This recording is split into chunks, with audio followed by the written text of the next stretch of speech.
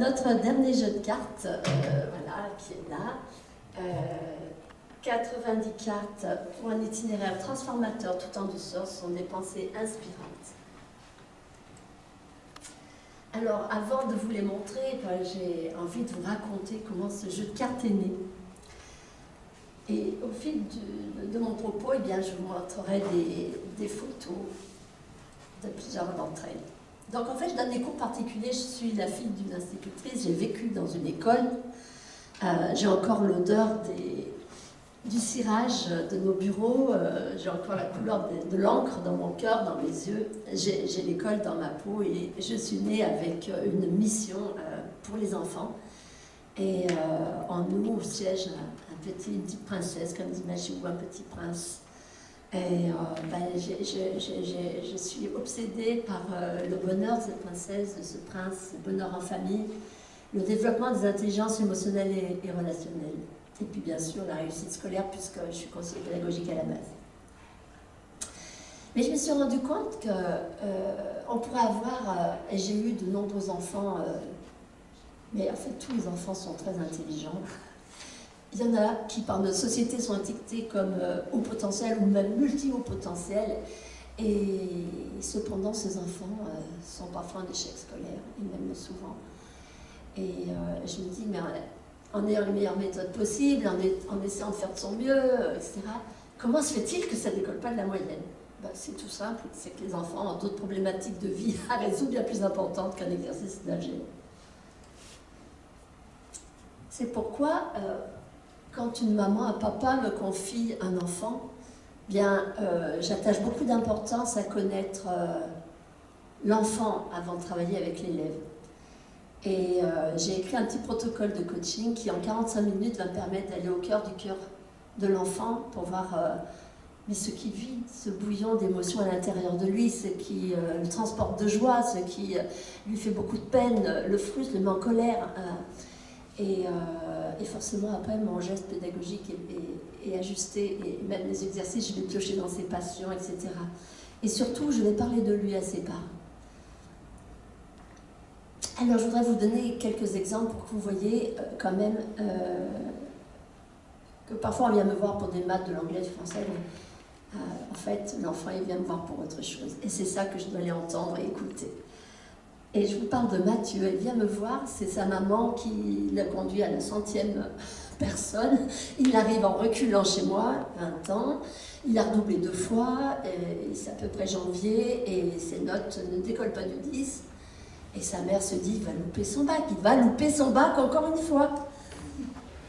Et il est pourtant brillant. Et en le coachant, je m'aperçois que, non, et elle vient me voir parce qu'elle pense qu'il a une faute. Ils n'entendent pas. Tu parles plus fort, s'il te plaît. Ah bon, je vais essayer. Donc, elle me dit, Mathieu fait une phobie scolaire. Alors oui, il a les signes de la phobie, mais très très vite, je m'aperçois que non, il n'a pas de phobie scolaire. Il porte la phobie scolaire de sa maman, qui est obsédée par la peur qu'il rate. Et qui n'a de cesse de lui dire « Alors ça va, t'as eu quelle note? Ah oui, et les autres, ils ont combien? Et la moyenne de la classe? Et t'avais assez révisé? Et puis c'est quand le prochain test ?» Enfin, c'est terrible parce qu'il n'y a plus d'amour, il n'y a plus d'autre chose que l'école entre eux. Je vais vous donner l'exemple aussi de Jean-Marc. Alors Jean-Marc, je le connais depuis qu'il est tout petit. J'ai contribué, enfin je l'ai accompagné dans l'apprentissage de la lecture. Et là, on est en 6e. Et sa maman me demande de lui donner des cours d'anglais. Mais moi, ce dont je m'aperçois, c'est terrible. Jean-Marc, il est de plus en plus malheureux parce que ses copains se fichent de lui. Parce qu'il est à l'âge où son corps demanderait à laisser apparaître cette belle voix de futur homme. Et lui, psychologiquement parlant, il refuse. Et plus il refuse, plus sa voix monte dans les aigus et plus les copains se moquent. Donc évidemment, je demande à la maman de le conduire vers une orthophoniste pour l'aider d'un côté et puis vers une psychologue pour l'aider d'un autre. Il est le petit dernier d'une famille de 2, le grand frère a 15 ans de plus et la maman rêvait d'une petite fille. Elle a eu un petit garçon, mais elle va s'en occuper comme d'une poupée. Voilà. Et un jour que je le fais travailler, il me répond avec une voix qui sort des cavernes. je m'empêche d'avoir une surprise et je lui dis, wow, cette voix que tu as, mais comme elle est belle. Je te propose un petit marché. Chaque fois qu'on fait de l'anglais, tu me réponds avec cette voix-là. Puis quand on fait le reste, tu me réponds avec l'autre voix. Bon, puis Jean-Marc a très bien travaillé. Enfin, et sa voix, il s'est enfin embrassé, il s'est laissé être le jeune homme qu'il devenait. J'ai aussi le cas de Mathilde. Alors, une maman super inquiète, exigeante, perfectionniste, petite fille, mais qui fait son maximum, qui travaille, qui veut bien faire, mais qui a le sentiment qu'elle n'en fait jamais assez. Et que c'est jamais assez bien. Mon Dieu, c'est désespérant, c'est déprimant, c'est angoissant. Alors forcément, ça touche son estime, sa confiance en elle. Elle pétille d'intelligence, bien sûr, par ailleurs, et donc j'ai demandé à sa maman d'intégrer mes ateliers d'adultes pour qu'elle puisse poser toute son inquiétude et puis que je puisse lui donner des petites astuces pour vivre mieux avec la scolarité de sa fille. Et j'ai prétexté, parce que je voyais que cette petite fille, étant donné son intelligence et combien elle était studieuse, j'ai prétexté que j'avais plus de place pour la recevoir un cours particulier pour l'instant, mais que d'ici 2-3 semaines, sans doute, il se libérerait une place. Mais cette petite fille, elle n'est jamais venue, elle n'a jamais eu besoin, parce que sa maman ayant pu poser le stress. Alors quand c'est vraiment poussé chez les mamans, je leur demande chaque fois qu'elles ont une inquiétude, au lieu d'aller poser une question aux enfants, au lieu de leur faire une petite phrase, elles vont sur leur boîte mail et elles m'envoient un mail et je leur réponds. Eh bien, en 15 jours, les notes, vous savez, elles ont des notes tous les 15 jours, ben, en 15 jours, les notes, elles étaient reparties à 15. Et ça avait changé la vie en famille. Et là, c'est le dernier cas que je veux vous partager. C'est trop malheureux. Un petit garçon, je reçois en 6e, il a une grande sœur, première fille, première aînée, grande sœur modèle, petite fille appliquée à l'école, etc. Puis un petit frère à la maternelle, mais qui est tout mignon, tout mignon. Et il a le sentiment que maman est un pamoison devant grande sœur, est un pamoison devant petit frère. Et elle leur fait des sourires, et elle leur parle gentiment. Et si le petit frère fait une bêtise, elle en rit. Et lui, elle l'épargne, elle lui sourit pas, etc. Même quand je reçois ça, j'ai le cœur en 1000 morceaux. Et en même temps, dans ma tête, en parallèle, j'essaie de me souvenir de ce que la maman m'a dit au téléphone. Et je me dis, il s'envoie de l'amour, mais il ne s'envoie pas les bons signes d'amour. Là, c'est un petit clin d'œil à Gary Chapman, je ne sais pas si vous connaissez. Et donc, c'est le langage de l'amour. Voilà, je ne vais pas détailler parce qu'après, je n'aurai jamais le temps de finir, mais en off, je pourrais vous raconter. Et donc, évidemment, quand je dois faire le contrôle de coaching à la maman, j'y vais sur des pincettes parce que ce que j'ai à dire, c'est difficile. C'est difficile surtout à entendre. Mais je me dis, si je ne le fais pas et si je ne vais pas jusqu'au bout avec tout mon cœur, en mettant le plus délicatesse possible, alors ça ne sert à rien.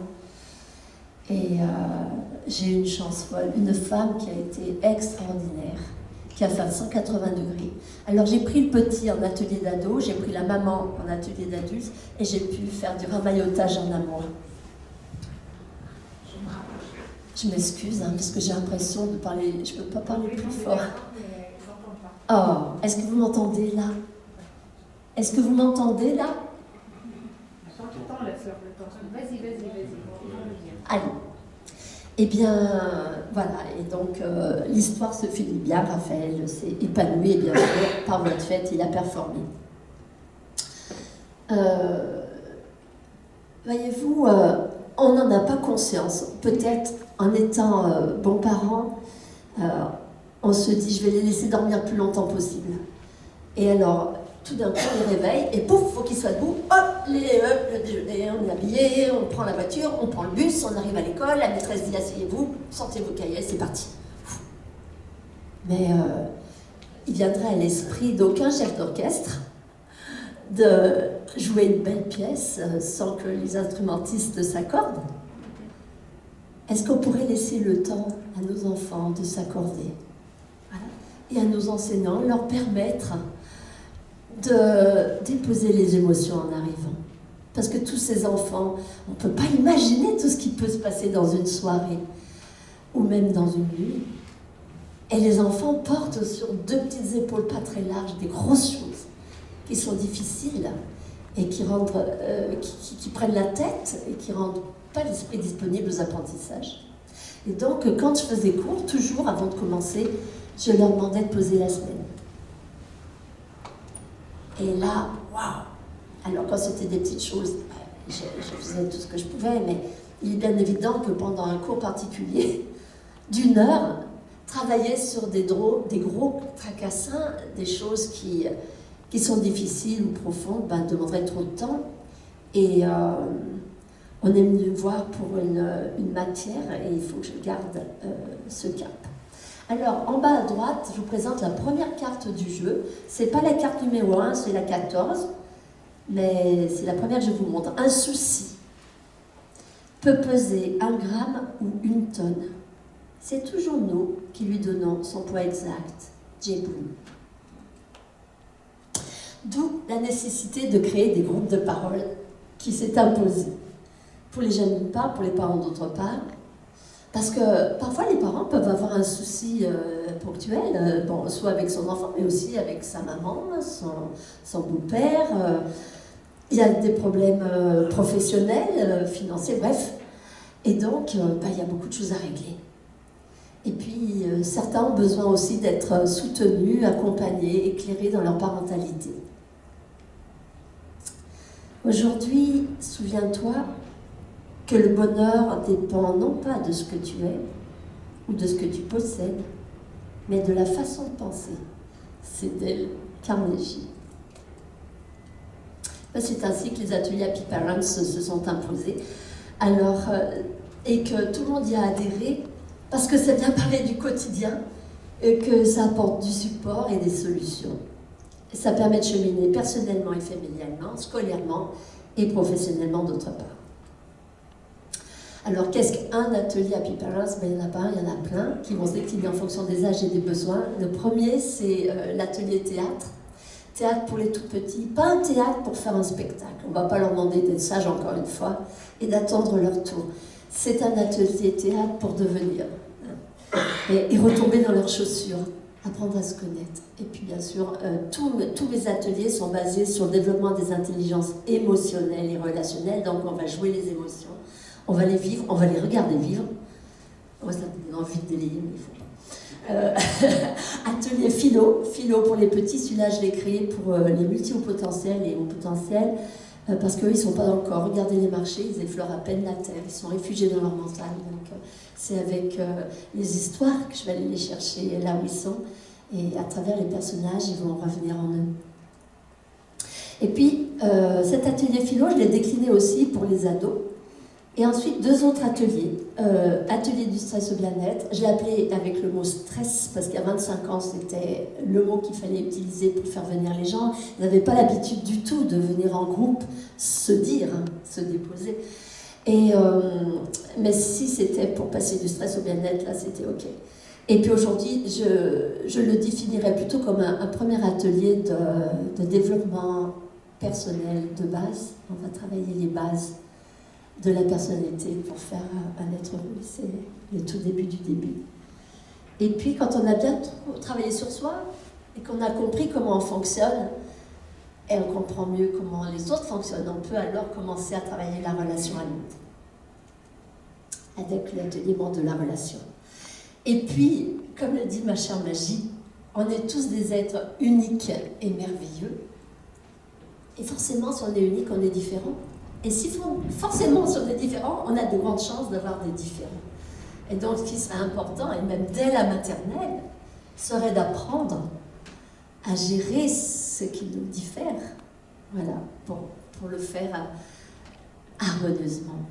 Des ateliers de parentalité aussi, voilà. Plus j'apprends, plus je me libère. Hein. Les enfants ont peur d'apprendre, et moi, je veux leur apprendre que c'est le contraire, que c'est une chance. Alors, dans ces ateliers, nous allons nous rencontrer nous-mêmes. C'est dans toute notre humanité. Et puis aussi, c'est rencontrer notre ego, qui nous a fait survivre 1000 fois, et qui parfois, il nous fait des crocs en jambes. Donc, on va apprendre à le rencontrer. Et dans les premiers apprentissages de ces ateliers, On va apprendre à changer. Ah, on déteste ce changement, nous, êtres humains. Et comme c'est difficile. Et puis, on va apprendre et développer la capacité à dire non. J'y reviendrai. Et puis, prendre conscience de nos croyances. Aujourd'hui, je rêve, je pense, je crois, j'ose. Aujourd'hui, je dis oui quand ça fait oui au fond de mon cœur. Mais j'ose dire non quand ça fait non. Au fond de moi. Bien sûr, c'est plus difficile de dire non, mais c'est la seule manière de me respecter, de m'aimer, de faire savoir ce que je pense. Bien sûr, il ne faut pas toujours dire non. Et quand je le dis, je le fais avec délicatesse. Voyez-vous, si nous disions aux adultes et aux enfants qu'aujourd'hui l'huître forme une perle à partir d'un grain de sable qui la dérange, ainsi d'un problème dans sa vie, elle fait une œuvre d'art. Omran Mikhaël Aïvanov. Eh bien, ça changerait beaucoup de choses dans leur vie. Et nous pourrions aussi leur dire, et là je prête ma bouche à Sophie Loiseau, ouvrez votre cœur, ressentez, envoyez de l'amour. L'amour guérit et protège. L'amour arrête toute fuite d'énergie. Et plus vous en envoyez, et plus vous serez protégé et guéri par ce sentiment si puissant. L'amour est la solution. L'amour est la réponse. L'amour est tout ce qu'il y a. Mettez de l'amour dans tout ce que vous faites et dites et voyez comment cela peut changer votre vie. Avec tout mon amour, Sophie Loiseau. Aujourd'hui, j'aime tout ce que je fais et je fais tout avec amour. Hop, je surprends des petits cœurs et des petits esprits qui se disent non, mais c'est là, pas vrai, pas vrai, elle est bénie, bénie, oui, bisounours, je ne sais pas.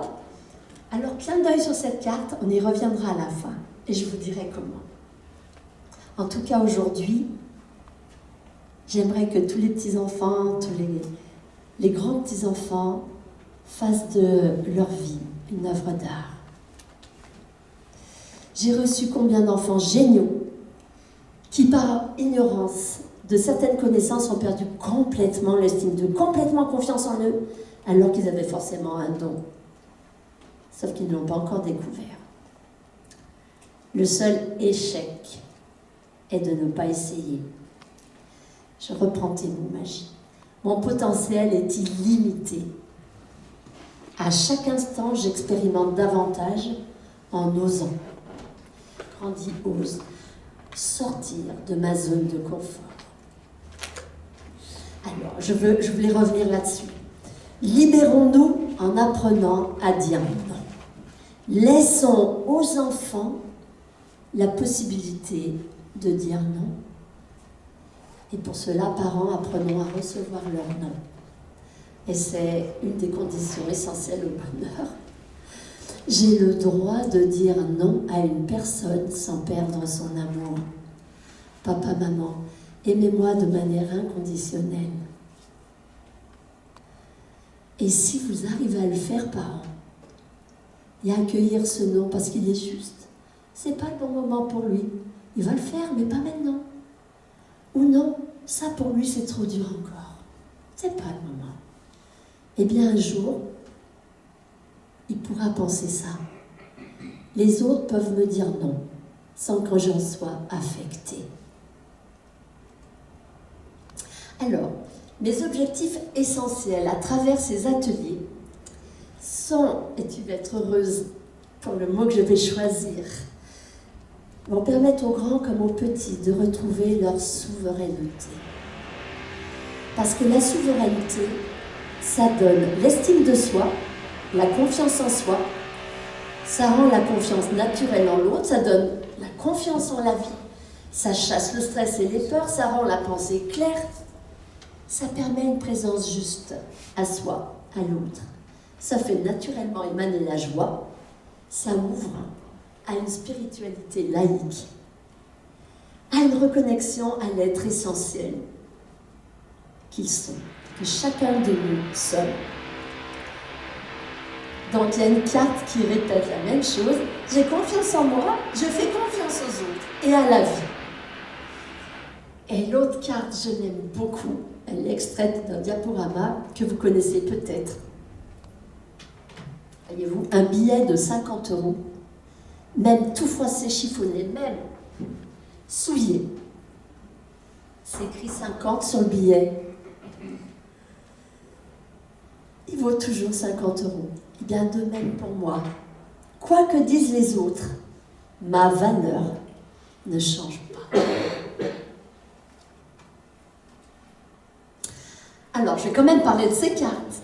90 cartes inspirantes pour un itinéraire transformateur, tout en douceur. J'ai rassemblé dans ce jeu les 90 phrases qui ont le plus transformé la vie des personnes qui ont suivi mes ateliers et de leur famille. Et ces cartes vont, elles aussi, faciliter et poursuivre la transmission par la puissance des mots, par la puissance des images, par la puissance des prises de conscience qu'elles induisent. Vous savez, on a souvent entendu les parents dire « Mais j'ai déjà dit ça 100 fois !» Alors, ben oui. Je voudrais vous raconter une petite histoire personnelle. Mon mari est en business, je suis seule à table avec nos 2 enfants, elles ont 4 et 6 ans. Il se passe quelque chose et je me surprends en train de dire « Mais puisque vous ne voulez pas changer, c'est moi qui vais changer !» Et sur un ton « Aïe, aïe, aïe, aïe, aïe, aïe !» qui me fait quitter la salle, qui me fait quitter la cuisine et aller pleurer dans ma chambre. Parce que je m'étais promise que jamais je parlerais, j'exprimerais comme ça avec mes enfants. Je crois que j'en pleure encore intérieurement. Et du coup, je me repasse le film et je me dis, mais comment ça se fait que tu as débordé comme ça et tout? Et je réécoute les derniers mots que j'ai dit. Alors bien sûr, je déplore toujours le ton que j'ai utilisé, mais je me dis, mais c'est pas faux ça. Puisque ça n'a jamais marché et qu'elles n'ont pas changé, je ne m'y suis pas pris de la bonne manière. Je vais changer. Et ça a tout changé. Donc chaque carte va comprendre une image et un texte, comme celle que je montre. Entre parenthèses, regardez en bas à droite, il y a un numéro. Donc le texte et l'image sont miroirs l'un de l'autre pour passer le message, texte et message, miroir pour votre âme. L'image va s'adresser à votre inconscient et le texte va guider votre conscient. J'ai voulu que le texte soit toujours en 2 couleurs et dans 90% des cas, c'est le rouge pour imprimer le cerveau et pour faciliter la mémorisation.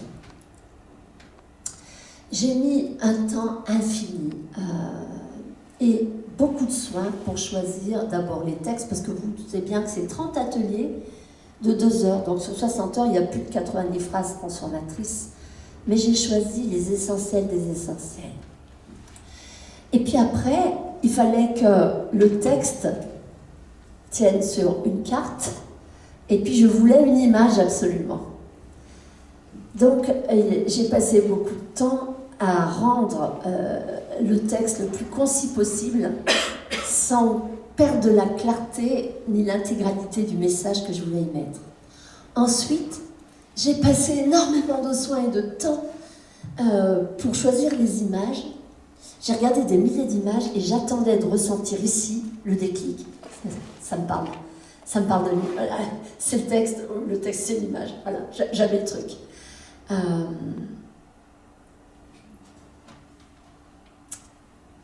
Je suis partie en arrière. Et puis après, quand j'ai été prête, j'ai fait appel à Roland Gabrielli pour la partie technique. Et comme on a eu une coopération digne des nouvelles relations entre les êtres humains, ça a été tellement beau que j'ai voulu faire honneur au travail qu'il fait avec Satyana, sa compagne. Et donc, j'aurais demandé de m'envoyer 3 cartes pour présenter leur travail, parce que j'ai trouvé que c'était un respect pour eux. Et c'était juste par rapport à ce qu'on avait fait ensemble et vécu. Alors, tantôt ça va être Satyana qui parle, tantôt ça va être Roland. En tout cas, voilà ce qu'ils ont dit. La proposition de Bernadette de co-créer le jeu Pensée inspirante en l'intégrant naturellement à la famille des jeux IWE eSchool a immédiatement résonné comme une évidence pour nous. Les valeurs et les enseignements étaient déjà profondément alignés avec l'univers IWE. Ce fut une vraie joie pour moi de contribuer à la mise en forme des citations et des images afin qu'elles deviennent un objet cohérent, beau et accessible qu'on ait plaisir à prendre en main et à utiliser. Alors Satyana, c'est la fondatrice de l'univers IWE, I pour Imagine, W pour Wisdom, Sagesse et E pour Education. Elle conçoit des outils de transmission au service de la conscience, de la relation et de l'éducation humaniste.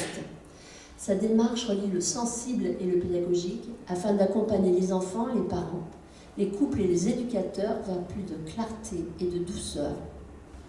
Les jeux IWE sont nés de cette vision, des supports simples, profonds, accessibles, qui ouvrent le dialogue et nourrissent le lien. Alors revenons à mes cartes, revenons à ce jeu de cartes.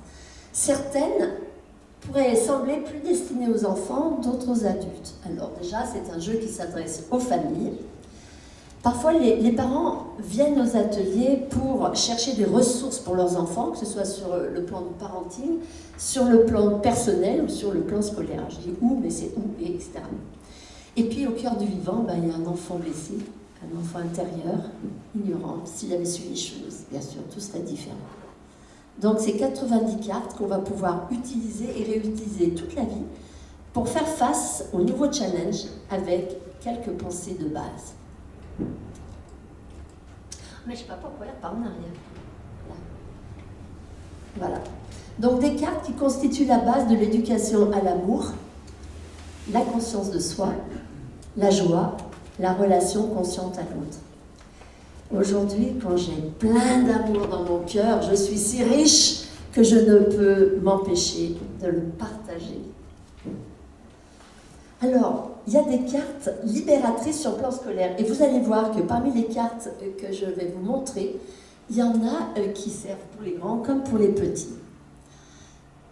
Aujourd'hui, si je ne sais pas, je demanderai. Je ne resterai pas avec les pensées « je ne comprends rien, j'y arrive jamais ». Je chercherai comment faire pour y arriver. Et à qui pourrais-je demander de l'aide?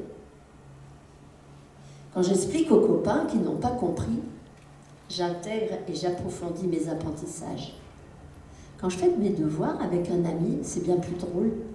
Je le choisis bien pour qu'il y ait autant de sérieux que de plaisir, bien sûr.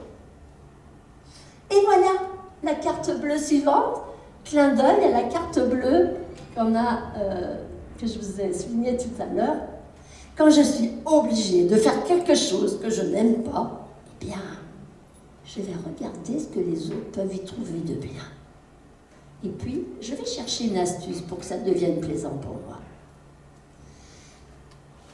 Et puis la dernière, eh bien, essayer, se tromper, recommencer, jouer, explorer. C'est ça la vie.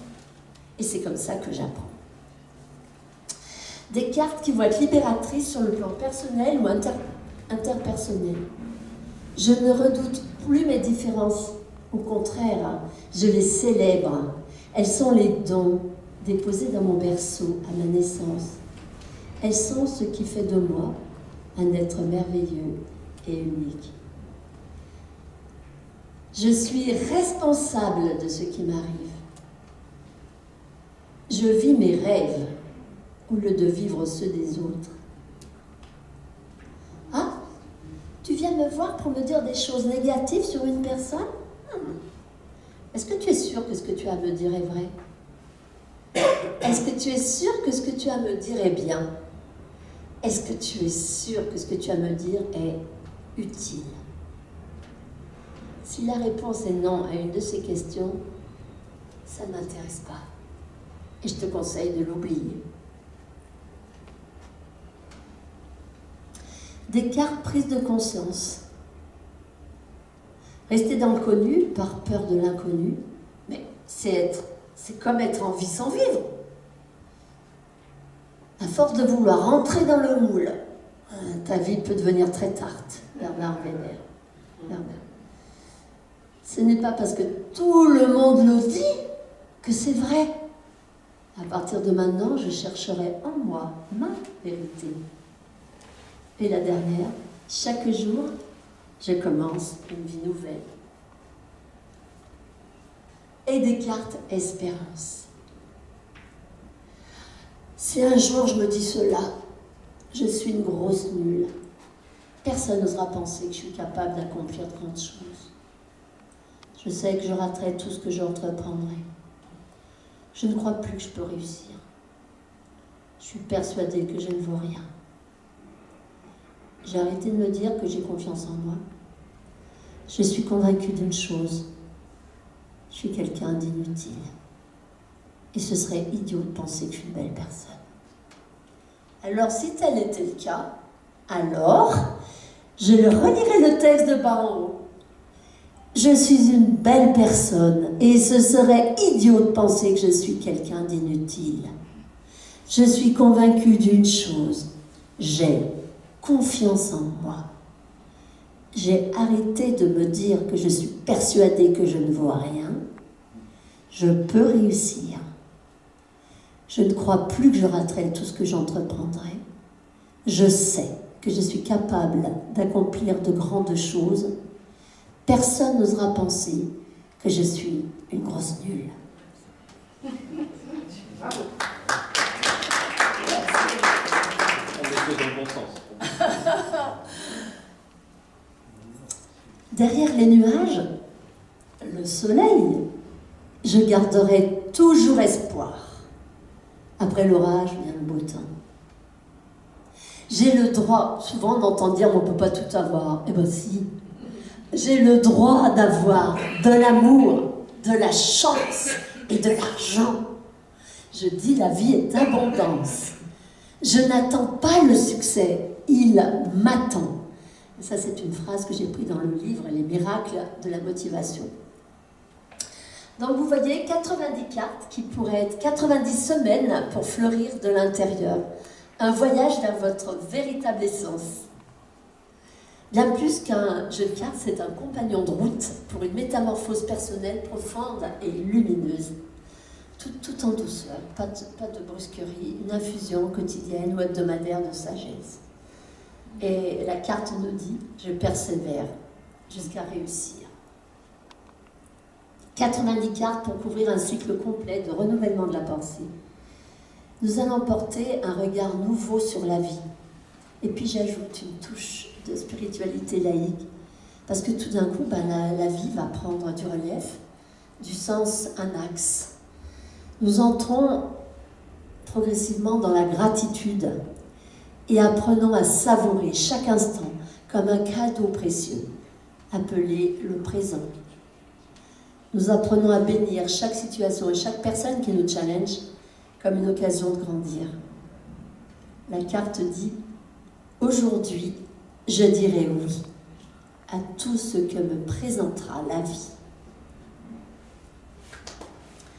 Au fil du temps, nous allons découvrir la magie des synchronicités, à instiller de l'amour dans tout ce que nous faisons. Disons, expérimentons tout ce que nous sommes. En quelques semaines, il n'y a plus vraiment de choses qui nous accablent, mais des challenges qu'on accueille qui vont nous faire grandir.